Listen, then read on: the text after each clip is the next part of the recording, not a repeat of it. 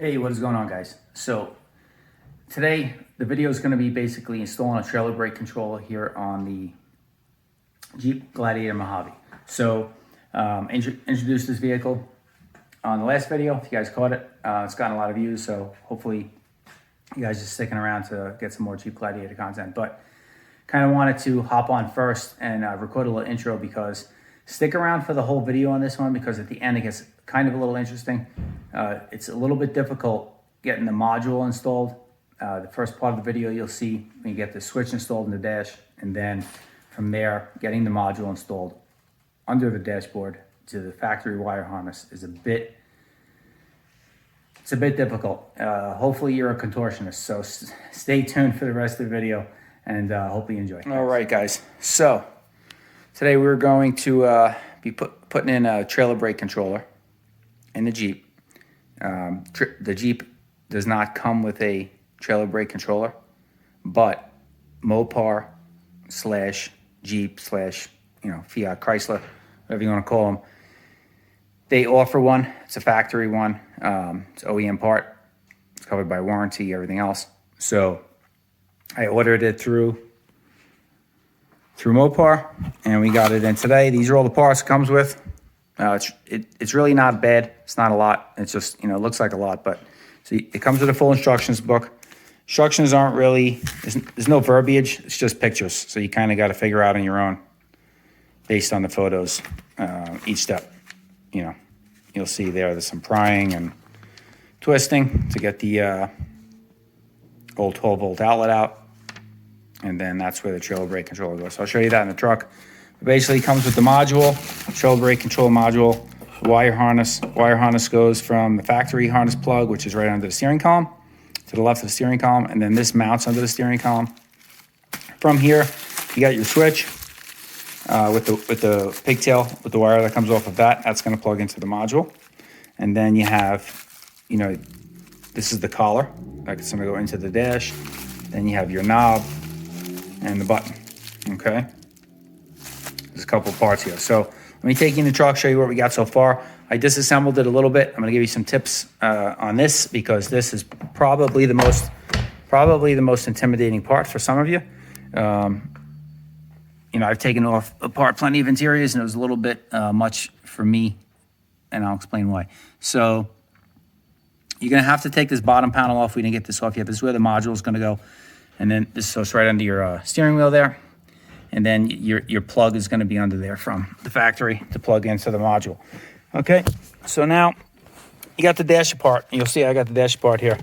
So this is the part where some of you may freak out in the beginning, because the first step is, let me get this up.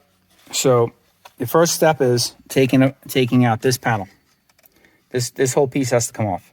Okay, it's held in by nothing but pressure clips. So what you're gonna have to do is, it's in there super tight. I'm not gonna lie to you. It's sometimes some of these interior panels and pieces that are held in with these type of pressure clips just pop right out. This was not the case. It was in there really tight, and when you're pulling it out, you're gonna feel like and worried that you're breaking it. But as you can see, my clips are all still intact.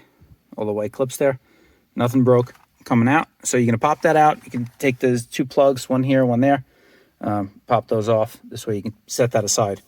Okay, so that's these plugs here. So I was laying in there.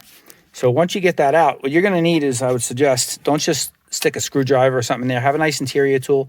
Even then, the top edge of this plastic is super thin going around this bezel. So you could bend it, put some stress marks in it. Just be super careful. You just want to get this in there enough where you can then grab it with your fingers, and it's going to be hard, and give it a couple good tugs, and then work your way across and tug it from this side until it's popped out completely. Take the two plugs out, let them hang, set it aside. Then at that point, you'll have access to take off this panel here, okay? So that panel there, the top one has to come off, because then you'll see this little tab right there where a screw goes in. That screw goes right here. Once you get that screw out, it's the same premise as this. You're gonna just give it a couple tugs. There's clips that go in here. 4 or 5 or 6 of them. 1, 2, 3, 4, looks like 5, and then the screw on the top, and that's what holds it in. So once you get the screw out, that's a 7mm, or you can use a Phillips. I just used a 7mm nut driver. All right, and then got to take the screw out. All right, so now once you got that out, now you have this assembly hanging, dangling here. This is the trickiest part so far. So you have to take out the 12 volt outlet. Okay, this is where the trailer brake controller is going to go. So 12 volt outlet, you'll see it's hollow. This is the final step, is getting this piece out. First step is you're going to take the plug off. Okay, here's the plug that was on the back. All right, and then you have this metal collar that goes inside here. This metal collar has to come out first. Let me show you. So the metal collar sits in there. Okay, it sits inside of it. It has to pull out that way. Okay, the only way to get it out is that they make a special tool. It's like looks like a T, and you stick it in there, you wedge it in, and you see the little 2 tabs in it. There's like 2 little holes, one on this side right there, and then there's one on that side right there. You know, unless you're going to buy that tool, which is stupid, you're never going to use this again. So if you damage it a little bit, it's not a big deal. What I did was I stuck a flat blade screwdriver from the back side, just to kind of put some pressure in between, and then you can release those clips and force it out. Okay, so once that piece is out, then this piece is still going to be in there like this. And then so this piece is in there still. This is easy to get out. Once you get the metal collar out, then you'll see there's just some plastic tabs from the back side. You can squeeze them. It'll pop out, pull out the ring like that, and that's it. So that sucker's out. So now all we got to do is get the collar, insert it into here for where the new switch is going to go. That's what the instructions say. So let's go get the collar, and then we'll get the switch assembled in here. We'll get the wire run under the dash, and we'll get the lower dash panel off under the steering column, and we'll get the module installed, and we'll show you that. And then it shouldn't be too bad from here. This is really the hardest part, is getting this stuff off without breaking anything, you know? So just be careful. Be super careful with pulling that top piece off. It's in there super tight. Don't pull it on an angle. You want to kind of pull it straight out forward. If you break the clips, then you're going to have to order new ones from Chrysler, and that's just going to delay you getting this all reassembled. You're going to be waiting on clips. So you don't want to do that. Be very ginger. It's also a good time to do this when it's new. Once the car is old, a couple of years, those clips get a little brittle. They've been sitting there for a long time. More of a likelihood they're going to break. So, alrighty, guys. So these are the parts we're going to need now. Next step, we need the collar, the dial, the button that goes in the middle, and then the switch assembly itself with the wire hanging from it. So let's go in the Jeep. Hopefully this goes as smooth as the instructions say. And if it don't, I guess you'll be the first to know. So instructions say when we insert this collar, there's these little teeth. You can see them on the top right there. That's going to be on the top facing out. So the collar's going to go in this way and the dash like that. So let's get that popped in. All right, so collar, teeth facing up, right? See them right there? And the lighting is horrible. I apologize for that, but so we're going to pop that in that way. And that was fairly simple. So next step should be from the back, insert the switch, this little thing facing out. So already dropping stuff.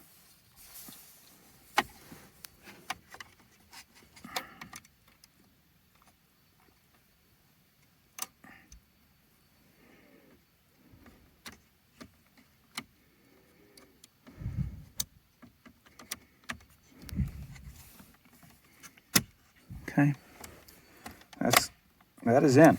Okay, that was fairly simple. All right, and now we got the dial and the button. So Here's the button and the dial.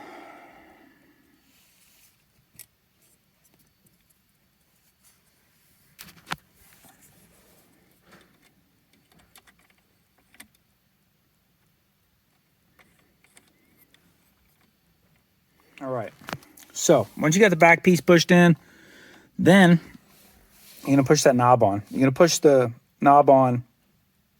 The one is gonna be between those two fangs. Remember those two fangs we had on the collar? The one is gonna go in between that.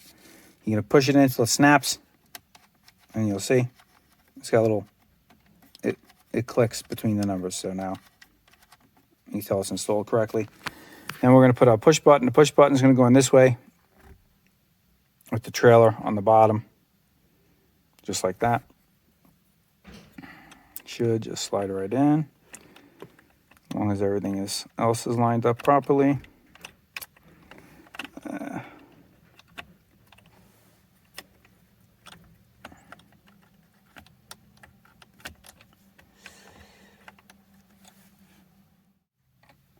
right, now we're just gonna slide the button in. There we go. And you'll see it's a button. So the way this button does, this is your, if you drive in, your trailer starts swaying, you want to apply the brakes. You know, some of the factory ones have like a little slide that you squeeze, kind of. This is just a button. So you put the button, and that'll apply the brakes manually to the trailer brake. And then you can set your gain that way. Now the way this is supposed to work is, when this is hooked up and there's nothing attached, there's not going to be no lights on here. Once you hook up a trailer, this is going to light up green. All right, when the brakes are applied, it will light up red. So whatever you turn the dial to will light up green. That's what you have it set at. You can do halves, you can do 3.5, 4, you know. And then once you hit the brakes, it'll light up red. Same thing with the button. You hit the button, it'll light up red. That's what the instructions say. So now this part's done. So we have that assembled. That was fairly easy. Just read, like I said, the directions don't really show you details. They show you pictures. There's no writing. There's no directions per se. It's just photos. So we're gonna get this wire untwisted. We're gonna get a snake behind the dashboard here. The instructions say to send it that way, back through to here, and then this panel under the dash will come off. We'll pop that out. We'll get that taken off. And we'll show you where the module goes under there. And then we should be just about wrapped up. We'll get this all buttoned up here. We're just going to reassemble it reverse order. Obviously, we're going to stick this in there, put the screw in, pop the clips in, and then put that other panel back on. Hook our plugs up. And I apologize again for the lighting. It's terrible in here, but that's what I'm working with. So we'll get those panels installed, and we'll get the module installed, and then we'll show you the finished product. All right, guys. So we got it all put back together and assembled. I was going to film this for you, but I got to be honest, it was a little bit of a tight squeeze getting under the dash and getting that module mounted. So I'm going to show you where it goes, because I will tell you right now, if you're looking at the instructions, I sure hope to God you're watching this video first, because you'll probably save yourself an hour if you are, because if you look at the instructions, I'll show you those first, they're really no help. So they're about as much help as the rest of the instructions are, which at least you can kind of figure it out, you know, with the knob and the button orientation it goes in. But when it comes to where this module mounts, so you see they tell you to plug the wires in first, which that's definitely a good call. Plug the wires in first, because you're never getting your fingers in that spot once that thing's installed. So get the wires plugged in, which, you know, the small one is going to be the one from the switch, which you're going to route underneath the dash and back and plug it in. And then you're going to have your harness, which I'll show you where to find the plug from the factory harness that you're going to put the harness extension in, which goes to the module, which is this other big one. Plug that in. All right, then the instructions show you.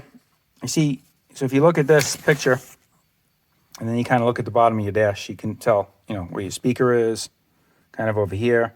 There's the bar, it goes across, right there. So you can kind of get your orientation there. And that's, so, okay, so far so good, right? And we get to here. So it shows you this arrow, this big sweeping arrow. And that's supposed to indicate that this module has got to mount someplace back in that left corner. The rest is for you to figure out, okay? So what I did was I kind of studied it for a little bit. I said, okay, well, where am I going to find this pattern of holes? And you'll see next to the brake lever to the left, there's an aluminum chassis. It's for your dash and all that. So it goes up to your dash and everything where your dash mounts. That comes down, and you'll see these holes there, okay? That's not the hard part. So now I thought I found it. I said, okay, great, here's the holes. Well, now how does it go in? Because that's the bottom hole. This unit has 2 holes. This has two screws, right? So this is kind of facing this way. So this is the top one. That's the bottom one. So once you get the bottom one installed, so if you look under there, once you get underneath, you see, okay, you'll see these 2, and then you go over and you'll see 2 more. Okay, the bottom pops in that second hole. No problem. But there's no top hole that's visible anyway. There is one there, but it's hidden. Big secret. So you'll see here, this on the diagram is actually a wire harness. I'm showing you on the paper because once we get underneath there, it's super tight. You may not be able to figure. I may not be able to show you clearly. So this is a wire harness that runs up the side of the aluminum chassis. The wire harness is a zip tie here down low, and then has one up top.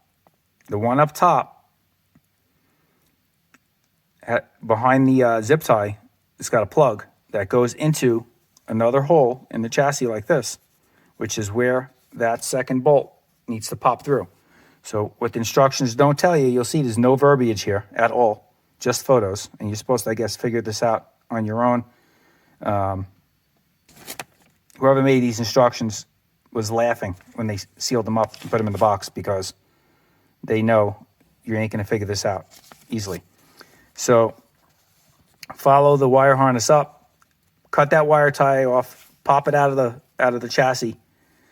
Now that hole will be exposed. You can pop the other nut through and get the 10 millimeter, pop the other bolt through. Get the 2 10 millimeter nuts on there, tighten them down, and it's in. Then you're going to want to plug the other end of the harness into the factory harness. Okay, so we'll get under the truck, under the dash here. I'll do my best to try and show you, but I can promise you it's going to be a little tight. So let's get under here. Let me turn the slide on. It's going to be blinding for a second till we get underneath. So hang on. Alrighty, so you see the bracket, right? That's what we showed you in the diagram. There's the 2 holes, there's the other 2 holes. There's the bottom nut coming out, the stud coming through from the module into the frame. You see this wire harness here, right here, this wire harness. It's gonna run right up. There's one wire tie here, which I cut off and pulled out. It looks like this in the back, if I can get it. You see the back? That kind of goes through the chassis there. So it sticks into the hole. There's another hole right there. So it's gonna be like that. And you're gonna have to pull it out. You may need to pull it out a little bit and then use a pair of wire cutters to cut it because they don't just pull out easy and you don't want to yank on your wire harness too hard. So follow it up. There'll be another one of those. Pull it out of the frame. Then you can get your module lined up and in there like so. You see it right there? All right. It's hard to see the top bolt, but the wires are kind of, so that's the front of your Jeep. And then the wires are kind of, they're going to come over here. The plugs that you plugged in are going to be on top of the aluminum. I know it's confusing without seeing it, but trust me, once you get it in there and you get that hole exposed for the module, you'll be able to tell. And you can see the plugs in there vaguely right there, plugged in. And there's the wire harness. Okay, now this is the part, another part that I'll show you. I've seen on some forums and online and on Facebook, people are like, oh, I have the tow package, but I can't find the plug, for the trailer brake controller to plug into. So here's the harness that trailer brake controller comes with, which I showed you in the beginning. That was in the package. All right, one end goes into the module, the other end goes into the plug, the factory wire harness. There is a plug here. You just got to look and find it. So right behind the OBD port, right there, you'll see 3 more plugs. 3 more electrical plugs. See those? Directly behind it. Right here.